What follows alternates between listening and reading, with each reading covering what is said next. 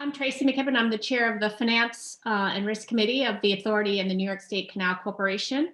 I'd like to welcome again the committee members, Chairman John Comel, Dennis Trainer, Michael Balboni, Eugene Nicandri, and we may be joined later with our trustee, Anthony Placenti. I'd like to again welcome back our NYPA and Canal Corporation staff to the meeting. This meeting has been duly noticed as required by the Open Meetings Law, and I now call the meeting to order. All of the members have had a chance to review the agenda. There is one amendment that I propose of moving a consent item up to the discussion agenda regarding the commercial paper. If I could get a motion So moved. to adopt the amended agenda to include that item. Moved. Can I get a second? Second. All in favor, say aye. Aye. Any opposed? Any further discussion? Great. Motion carries. The agenda is adopted. The next portion of this meeting will be held in executive session. If I could get a motion to conduct an executive session to discuss the financial and credit history of a particular corporation pursuant to Section 105 of the Public Officers Law. So moved. Second. Moved and seconded. All in favor, say aye. Aye. Any Aye. opposed? Motion carries. We will now move into executive session.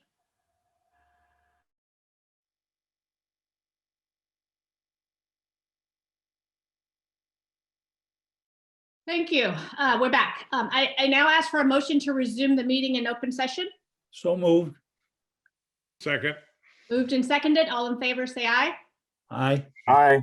Any opposed? Motion carries. There were no votes taken during our executive session. We'll now move into the discussion agenda. All members have been polled prior to the meeting regarding any conflicts, and you've submitted any of those potential conflicts to the corporate secretary for inclusion in the minutes. I'll turn it over to Adrian Lotto, Senior Director of Energy Security and Resilience Program, to provide us a report on risk and resilience. Adrian?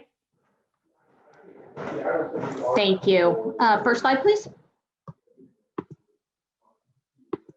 So as the board is aware, with the foresight and vision of the board and the EMC, the Resilience Department was elevated within NYPA recently and joined the Risk Management Department. So this integrated vision is the vision for risk and resilience, and working closely with stakeholders across NYPA and Canals, we're going to be seeking to operationalize this vision in the coming weeks. I want to ensure that the board can feel confident that we will be regularly providing updates on the progress. So collectively, the teams plan to work together to manage and mitigate risk and ensure that we are utilizing the ISO 31000 framework in identifying, assessing, and responding to NYPA's risks. Next slide, please. So one of the first steps in integrating the two teams was to create joint business unit goals. You see them displayed here. And I would just note that in each one of these business unit goals, you'll notice a tie to Vision 2030. So whether, for example, the foundational pillar of digitization, you'll see a goal around ECRM and the EGRC tools. Perhaps under enterprise resilience as a pillar, you'll see advancement here regarding our business continuity plans and our business impact analysis. So again, trying to utilize our business unit goals to create an understanding and a culture of risk and resilience throughout all of NYPA. Next slide, please. So speaking of technology, I spoke about the EGRC tool continuing to advance. And that is our #1 priority. So here you will see the 2021 roadmap from an organizational perspective. And by utilizing this tool, we're hoping to develop a multi-pronged approach across the risk function in each of the business units in one integrated environment. So as part of these collective efforts, we're going to continue to promote awareness of the capabilities. We've already begun and will continue to provide training for employees while continuing to ensure that they are using this tool to advance and provide insight into their risk registers. Next slide, please. And then in terms of NYPA's annual risk process, you'll see the timeline on top. We have conducted recently a risk assessment to validate and understand our existing risks and mitigations. We do this assessment every year to ensure and to understand whether or not there have been any shifts in our risk profile. So this year was a key year in that we used the EGRC tool for the first time to conduct this assessment. So we're very proud of that. We had wide participation, and we're currently undergoing and analyzing that data. In May, so next month, or I guess in a few months, we'll be coming back to make a presentation to the board that once the results have been finalized. And so I would just pause there, and I'm happy to answer any questions the board may have. Thanks. Adrian, I just want to say, so thanks. This was very helpful to walk through. And I think, as we've talked about previously, what's important and what I appreciate seeing even on the first slide is an understanding of, risk management, risk assessment should be throughout the enterprise. And in terms of an understanding of who owns the risk, it's the first line. It's business, it's management who owns the risk, and making sure that that's consistent and that's a clear understanding as we look at trying to strengthen and build on our risk management environment throughout the utility. Thank you. Any other questions? Oh, we're good. Thank you, Adrian. We'll now move to invite Adam Barsky, EVP and Chief Financial Officer, to present the Financial Officer's Report. Right, Adam? thank you. Yep. Thank you, Trustee McKibben and trustees. Good morning, and with staff and public. Just a quick update on first few months actuals. We're still firming up our forecasting for the end of the year, and we should have that end of the year forecast for the full board meeting. We're still digging through some of the variance analysis and working out our projections, but just quickly, and to recap where we are right now, short answer is we're right on target. So we're meeting the plan to date. Revenues a little lower than expected. They've been a little lower generation. Some of that's been offset by expenses running a little lower as well. But overall, we're on plan, on target, and we really don't see anything today that would change our outlook between now and the end of the year. So far, the signs are all good. Are there any questions? Adam, I guess one question I would have is, obviously we're just 2 months in. This is just covering 2 months, and we just went through our audit committee reviewing 2020. Are we comfortable that we've got the tail risk from COVID behind us, that we're on track to having, a year that's more normal than not? Do you feel comfortable being able to make that assessment at this point? I think based on what we know and what we see, absent new variants coming in that are not addressed by the vaccine, it seems to me that we are going to be out of this sooner than we probably thought when we were putting the plan together. So I think, yes, I think we're well positioned to deal with any of the tail or remaining risks related to COVID, other than, say, a new variant coming in that is not addressed by the vaccine. So it sounds like Adam's forecast is we're going to finish ahead of plan. So that sounds excellent. I don't think that's what he's saying, Adam. On plan. He said No, it was within the range. And again, when we give the better range, than when we had built the plan. well, in terms of the risks. That's okay, Adam. I didn't hear that. You're okay. I heard loud and clear. All Any right. other questions? If no other questions, no votes necessary on this. Adam, you will now give us an update or discussion on the release of funds for the canal. Right. This is the quarterly, the next quarterly release for canals, and it's again that's on budget as well. Actually slightly under. So we see nothing there on the horizon that leads us to believe that will not be going according to the original plan. So we feel comfortable saying we should release the next quarterly funds. Is there a any questions on that? Otherwise, we would entertain, some action on it. So I don't know if I feel okay without the chairman giving his regular, script on, obviously this is just it's an administrative step. It's continuing what we've been doing, but we're continuing to evaluate how we move and advance the canal into the next, its future in the next, our plans of reimagining the canal. So. And my pause of the moment is how much I do or don't say about all of the overwhelming support that we've received for our proposal to leverage the significant investment that we're making in the canals via the Conservancy, et cetera. So I'm obviously disappointed with the reactions that our proposals have gathered and garnered that seem to take for granted the incredible investment that we're again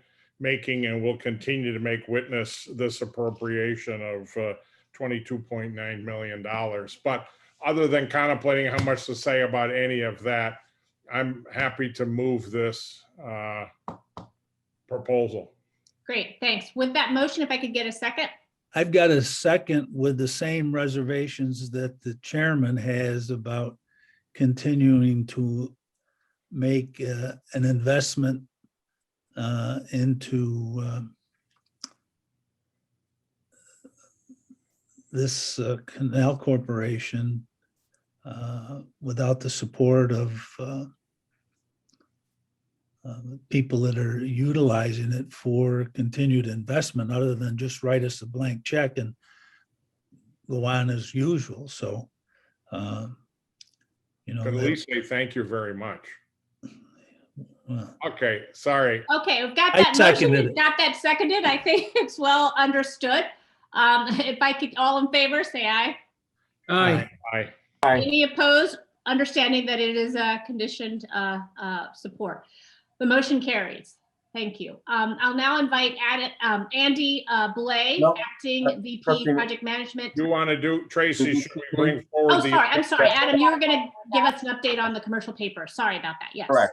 So there is an item on the agenda, which will basically, it's really an administrative action. There's no authorization to increase our borrowing levels or anything of that sort, but we do have four series of prior authorizations by the board that total up to 1.4 billion for CP issuance in different series over different points in time over the last 20 years or so. What we're looking to do is just collapse that and consolidate it into one authorization sort of alleviate administrative burdens, some flexibility in terms of taxable versus tax exempt, but overall it's really just to be able to have it all consolidated under one umbrella. Also, that being said, just for the board's update, so that all of the CP or any CP based on the board's actions has to be backed by a credit facility, liquidity facility. And to date, the board has authorized up to 950 million of liquidity backstop. So even though this is 1.4 billion authorization, we couldn't issue anything more than 950, which has been authorized by the board because of the liquidity backstop. So anything additional, if we were ever to do that, we would have to come back to the board for additional authorization. So this is not extending or authorizing anything more than has already been previously approved. And also, just for good order's sake, the amount that is outstanding today is just under 500 million. And most of that has been used to finance the energy efficiency programs that are run by the commercial operations group. So this is really, again, just to consolidate it, ease of burden, and we're asking for the approval to take that action. Yeah, Adam, so if I could, I just want to make sure, because there was a little confusion, maybe more on my part than anyone else's. that while this is taking 4 authorizations that that the Board of Trustees had already approved and collapsing it into one authorization without changing the, sort of whether it's the liability, because you did mention, what's considered taxable, what's non-taxable, but that in my mind would be more substantive and not just administrative, but that's not what we're doing. It's really putting under one umbrella, one authorization, the 4 Right. previous authorizations. Do I understand Yes. that correctly? Yes, that's correct. Yeah, the Yeah. taxable tax exempt is really just a function of the of the tax laws that govern the uses of the proceeds. And Adam, with the ceiling of 950, why do we need to authorize $1.4 billion?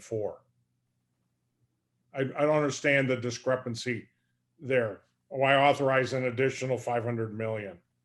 Why wouldn't we just, keep them in lockstep?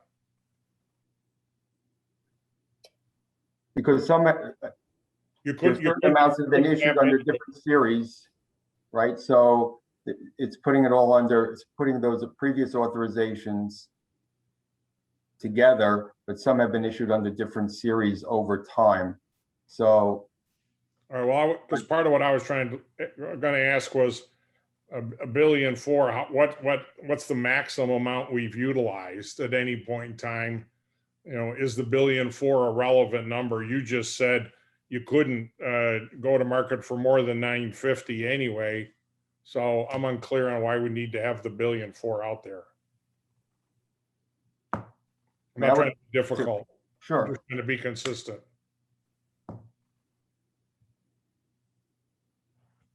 I would point it over to Jim Levine from legal to talk about Sure. any So, reasons that need to be addressed under that.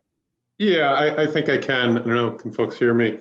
So the CP program that's currently in existence goes back to 1997, and it was authorized in the 4 series, as Adam discussed. But each of those series were authorized originally for specific purposes. For example, the Astoria Energy Plant, as Adam said, the energy efficiency program.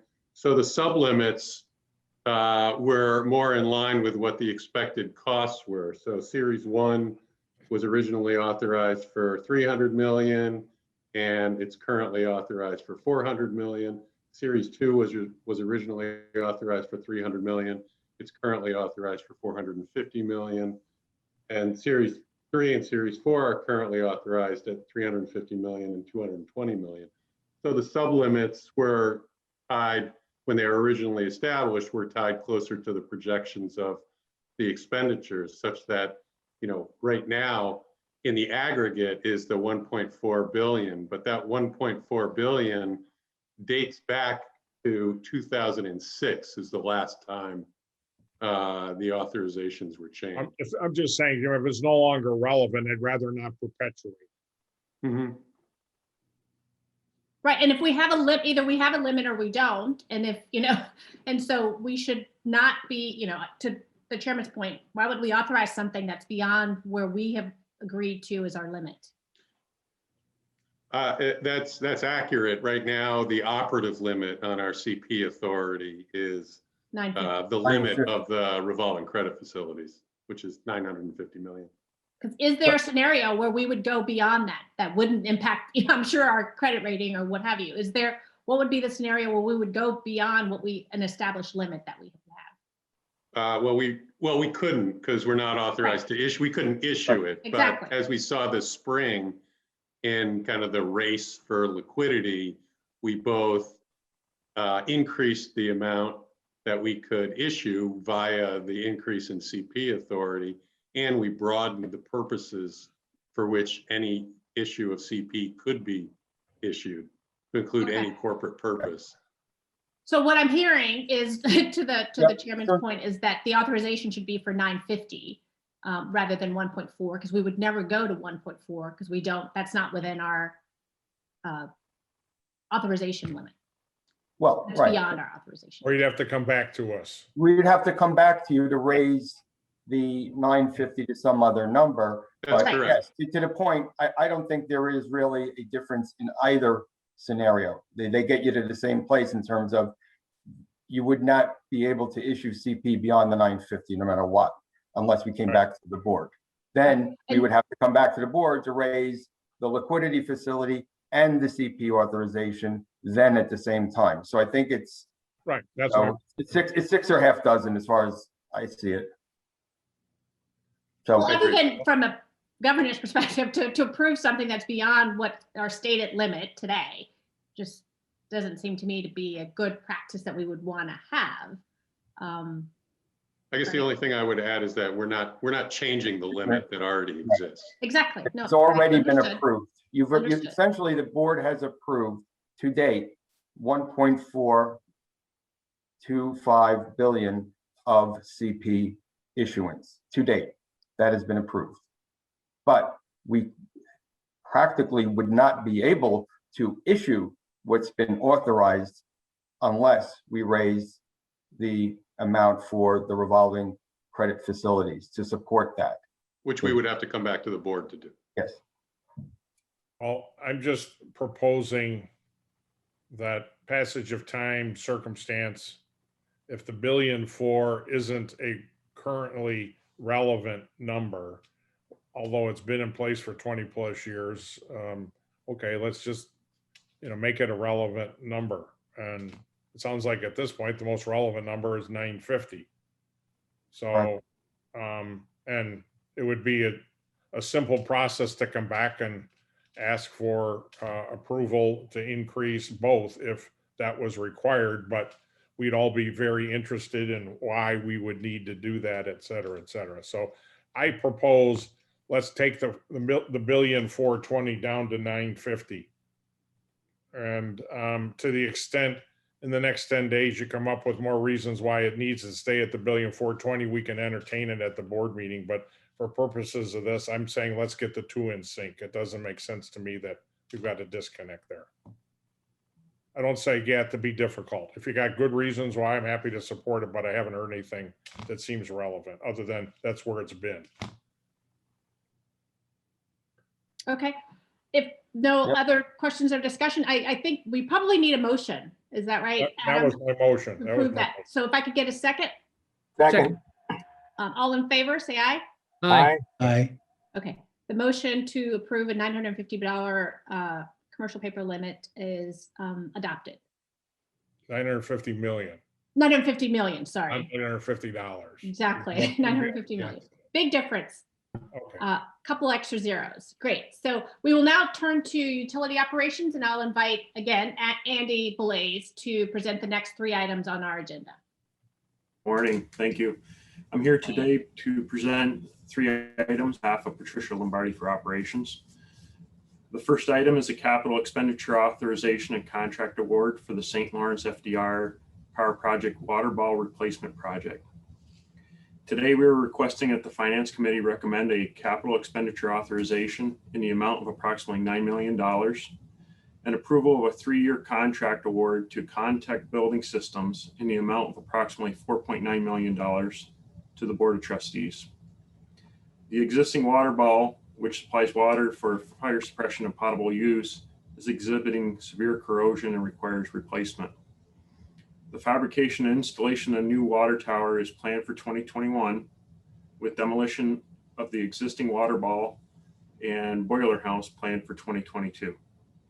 In order to meet the project schedule, which is weather dependent, a limited notice to proceed in the amount of $250,000 was issued in January. A request for proposal was issued in November 2020, and 2 proposals were received in December, which were evaluated by a cross-functional committee. Among other evaluation criteria, the bids were reviewed based on cost, technical and commercial requirements, quality, and relevant experience, including the firm's safety records. Following an extensive evaluation process, the committee recommends award to Contact in the amount of approximately $4.9 million for a 3-year term. Contact submitted the lowest price and was deemed the best value proposal. They have committed to meeting or exceeding the overall combined MWBE goals for this project. The total project estimate is $11.4 million, and to date, $2.4 million in capital funds have been approved. So the current request is $9 million will authorize the balance of funds required to complete the project. While this is the first time this project has specifically been brought before the Finance Committee and the board, the proposed spending is included in the 2021 budget and 4-year capital plan that was approved in December. Thank you. I will take any questions now. Andy, can you just help me understand? We're approving the contact contract, but this is divided. There's two elements to it. There's the Perry one. Why are we not approving that? 'Cause that's part of the total request, right? Why is it just one of the contracts that we're approving today? There was 2 proposals received, 1 contract award. Okay, got it. Sorry, I misunderstood. Right. Any questions on this? Okay. All right, you want to continue and we'll do a motion at the end of the 3. Oh, we're gonna do all one, okay. Okay, the second item is an on-call contract services for transmission and substation engineering. Today, we are requesting that the Finance Committee recommend the award of a 10-year contracts in the aggregate amount of $100 million to the 6 firms listed on the slide. The authority has historically used on-call engineering services for major programs such as the Transmission Life Extension and Modernization Program.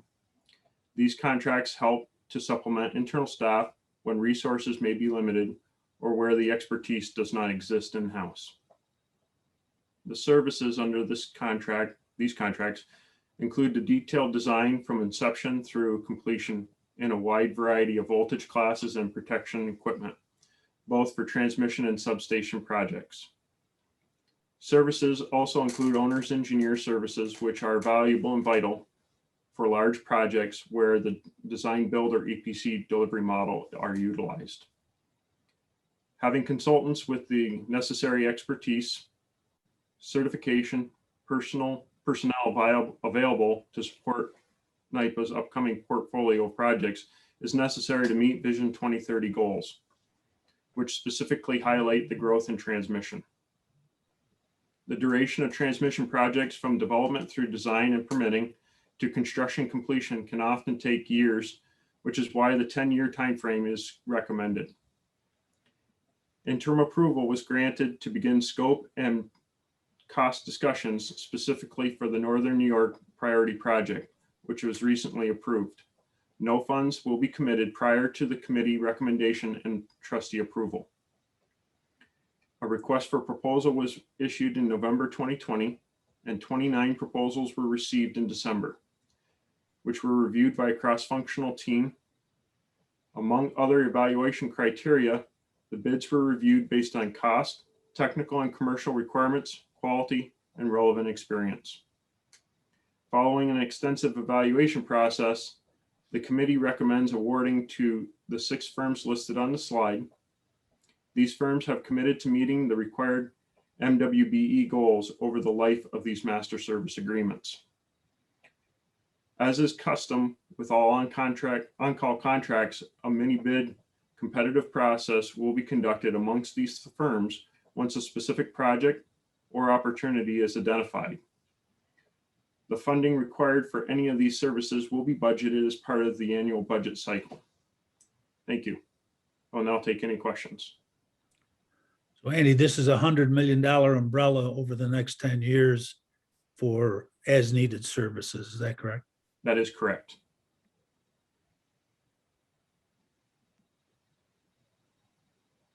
No other questions? Okay. You I'd want to move- continue, Andy?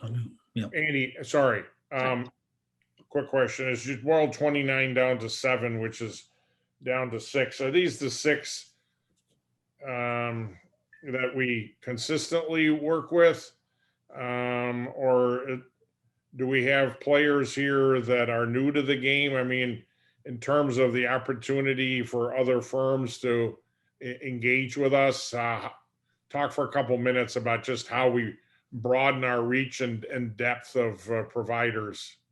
Or minority firms. It's Minority in particular, but otherwise. Some of these players are definitely players that we have seen and dealt with before, either through direct contract or through master service agreements. Some of them are new players. We do extensive outreach to try to garner the right qualifications to meet our needs. We are talking about somewhat of a specialized field for work. And unfortunately, we do tend to see a fair amount of those same entities coming back to the table time and again. But again, there are a few on this list that are new to us. Okay. All right. Great. And I would also add to, Chairman, that, we're committed to doing a periodic refresh. If we see new entities, especially in the diverse area, entities coming into the market that can do these services, we will issue a refresh and add to the pool. Okay, great. That's good to hear. Great. Good answer. Thanks. Thank you. Appreciate Okay. that. Andy, you want to go into the third item? Sure. So last item is again, a capital expenditure authorization and contract award for the Robert Moses Unit Substation Replacement Project. Today, we are requesting that the Finance Committee recommend a capital expenditure authorization in the amount of approximately $19.1 million and approve over a 5-year contract award to Eaton Corporation in the amount of approximately $12 million to the Board of Trustees. The existing unit substations are original to the plant and are end of useful life. There are operational reliability issues with the breakers that have caused unplanned outages and extensive maintenance. The contract scope includes the design, manufacture, delivery, removal of existing, and installation of 13 unit substations. In order to meet the outage constrained schedule, a limited notice to proceed in the amount of $200,000 was issued in January. A request for proposal was issued in September 2020, and 5 proposals were received in October, which were reviewed by a cross-functional team. Among other evaluation criteria, the bids were reviewed based on cost, technical and commercial requirements, quality, relevant experience, including the firm's safety records, and compliance with the new NERC CIP 13 requirements, which involved an in-depth review of supplier risk and power equipment related to the bulk electric system and the cyber systems embedded or associated with these assets. Following an extensive evaluation process, the committee recommends award to Eaton in the amount of approximately $12 million for a 5-year term. Eaton was deemed the best value proposal, and due to the specialized nature of this equipment and work, agreed to meet a combined MWBE and SDVOB goal of 10%. The total project estimate is $19.5 million. To date, $400,000 in capital funds have been approved. So the current request of $19.1 million will authorize the balance of funds required to complete the project. Similar to the first item, while this is the first time the project has specifically been brought before the Finance Committee and Board, the proposed spending is included in the 2021 budget and 4-year capital plan, which was approved in December 2020. Thank you. I will now take any questions. And here you've got 2 bidders that were 25% lower than Eaton. It's very clear that Eaton, those other 2 bidders didn't meet the criteria. Correct. One of the main criteria was to be able to fit the new substation.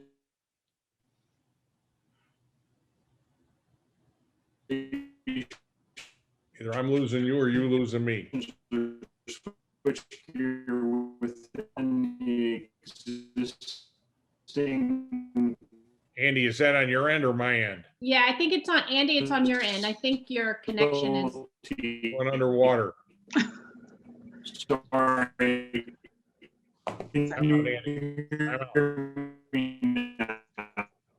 John, jump in here. Yeah, Yeah, so I think that the main criteria was for, some of the breaker clearing times, and the Eaton equipment clearly was a superior piece of equipment. It cleared, some of the issues a lot quicker than any other equipment. So I think it's the best value for the authority. yeah, and if I may just jump into, They I'm were able sorry, to meet John. the schedule too. Sorry, Joe. They were able to meet the schedule where the others could not. And I think where Andy was going was the physical constraints, because the physical location of where these unit substations are, it's a predetermined spot, and I think some physically would not fit in that spot Correct. Yep. technically. All right, so there's clear and definitive reasons. Yeah, technical reasons. Absolutely. Okay, wasn't judgmental. It was very objective. Very objective. Okay, Always. got it. Any other questions on this one or the other two? If not, at this time, I'll take a motion to recommend the three items just discussed by Andy to the full board. So moved. Second, All in favor, say aye. aye. Any opposed? Motion carries. All right, we'll go back to Adrian, if you'll walk us through the Advanced Research Services Contract Award. Sure, thank you so much. Perfect, thank you. So in this, NIPA is seeking to establish a group of qualified research partners and to enter into master service agreements. So this will enable NIPA to move more quickly and more agile when the needs arise. So an RFQ was released back in October of 2020. Of the 9 submissions, we are seeking to enter into 6 agreements, and projects will be funded by specific either O&M or a SEER. And I'm happy to take any questions you may have. Yeah, I don't have any concerns. I just found it odd at looking at what you were looking for, that it was just all labs that qualified for this. Is there something unique about the kinds of people who submit, who participate in these kinds of RFPs? Because it just seemed odd that these were all laboratories that fit under, as I look at the description of what we were looking for, there might have been other types of companies that would fit. There were others who applied, but given the criteria, did not really answer the questions via the RFP, so they were disqualified. And one of these contractors is a customer of ours in some fashion, and that Brookhaven, don't we sell some power to Brookhaven? Yes, Judge, that's correct.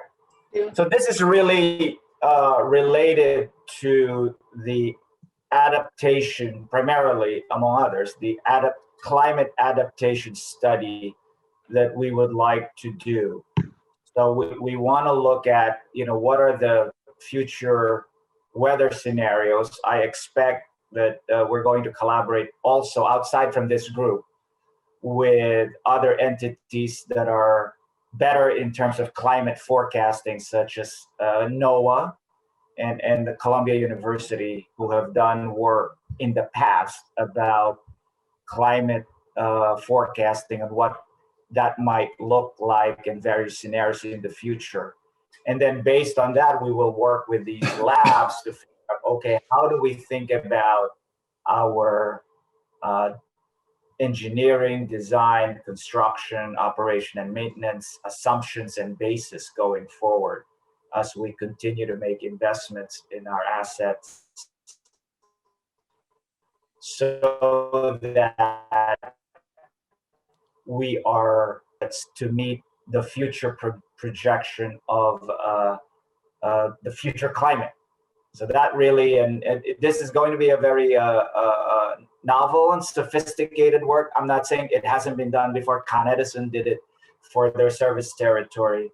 But while we are working directly with, under this contract with the labs that are mentioned here, we expect to work with other entities as well, including the Electric Power Research Institute, which is the R&D arm of all utilities. Okay, that's helpful, because I was just curious about why they were uniquely positioned to help us with what we were, what the request was trying to get at. Great, thanks. Any other questions on this? No, okay, I'll entertain a motion to recommend this to the full board. So moved. Moved and seconded by the judge. I could read his lips. All in favor, say aye. Aye. Any opposed? Motion carries. Okay, we'll turn it over. Bill, over to you. Oh, sorry. Diane Levin, you will walk us through the customer experience. Good morning. I'm here on behalf of Commercial Operations and Corporate Communications, asking for authority to award contracts up to $16 million to 28 organizations focused on product, customer experience, and marketing services. This is an on-call type of contracting arrangement that we want to engage in, and then we would use the mini bid process for specific assignments. Background on this is fully in support of Vision 2030, the strategic priority, customer and the state. We have our 2030 goals. Now we want to be able to find out what is the opportunity at the customer level, at their buildings, in their communities. We want to understand what motivates them to buy, what are their purchase barriers, so that we can put together the compelling set of products and services and communicate them in a way that resonates using their language. So you'll see on the right the 10 different areas that we went out to look for expertise in. We wanted to be able to use our existing contractors, but also put a significant focus on trying to engage other new ones as well. So pre-RFP release, we solicited organizations to get into our Ariba system. When the request for proposal was issued in mid-November, seeing its complexity, we decided to have a pre-bid conference where we invited everyone that received the RFP to a session where we communicated our goals and objectives and answered any questions. That session was recorded, and the questions and answers were written and distributed to those who attended and could not attend.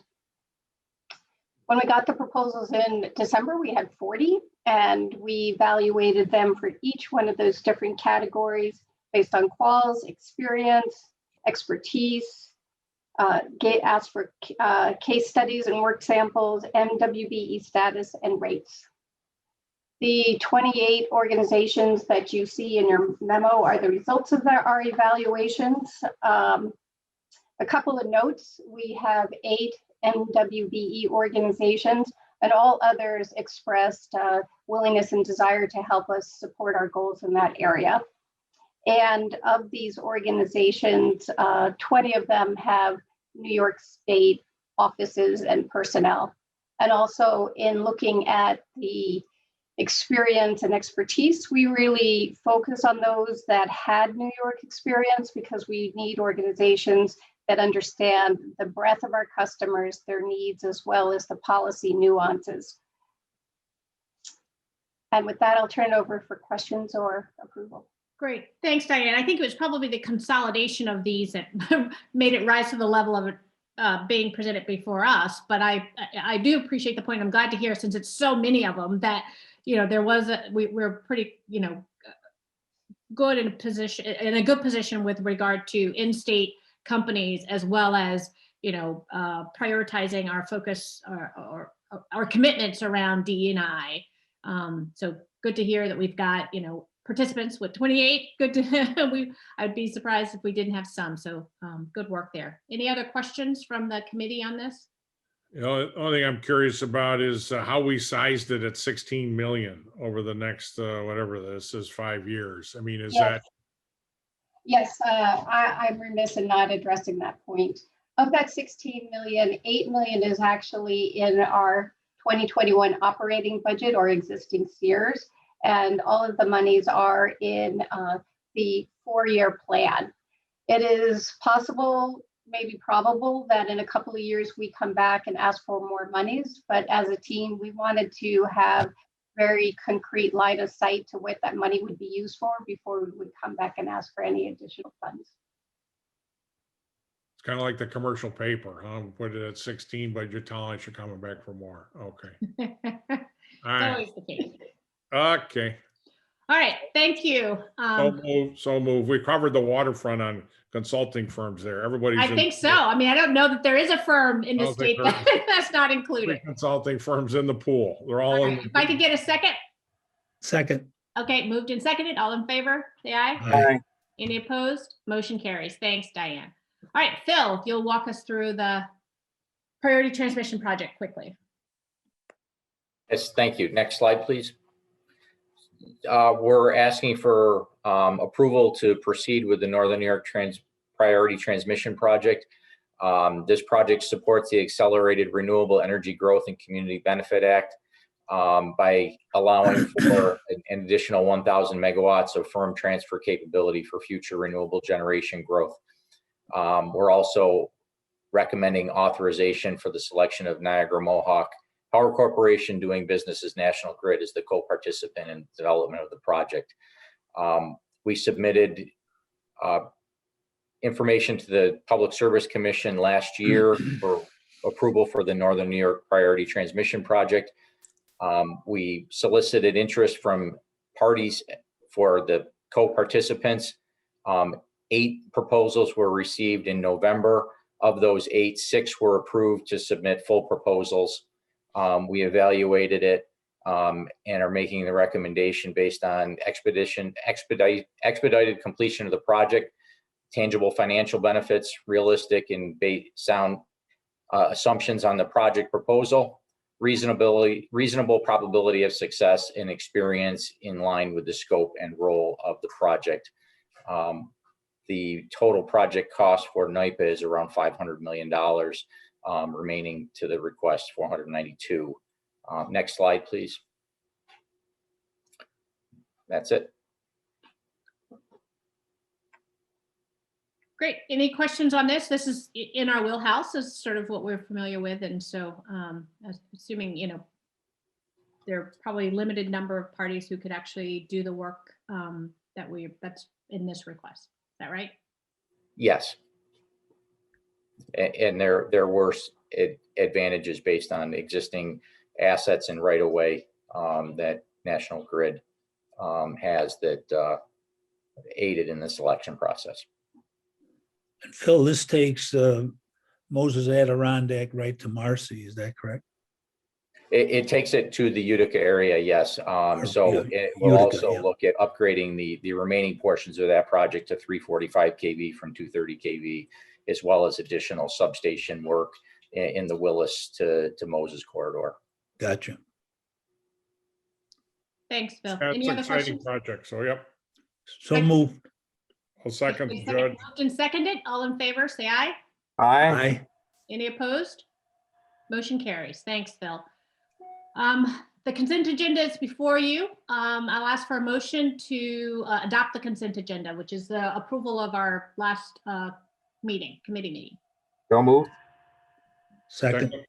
Moved and second. All in favor, say aye. Aye. Aye. Any opposed? Motion carries. Thank you. The date of our next joint finance and risk committee meeting will be held, sorry, I just lost my place. Will be held, I think, May 12th. May 12th, sorry. Thank you very much, Dennis, for helping me with that. With that, I will ask for a motion to close the meeting. So moved. Second. Second, moved and seconded. All in favor, say aye. Aye. Aye. Motion carries. The meeting is closed. Thank you, everyone. Thanks, Tracy. Thanks very Thank much, you. everyone. Yep. Stay healthy. Stay safe.